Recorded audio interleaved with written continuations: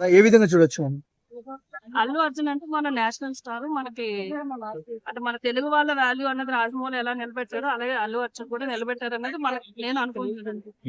So దానికోసం అంత serious issue చేయాల్సిన అవసరం లేదైతే అనిపించింది. అంటే మన ఫిల్మ్ స్టార్స్ కానీ వేరే వాళ్ళు కానీ వెళ్ళారు జైలుకి. ఆపాలనుకుంటే ఎక్కడి వరకైనా సరే ఆపచ్చు. సో ఆపలేదు అంటే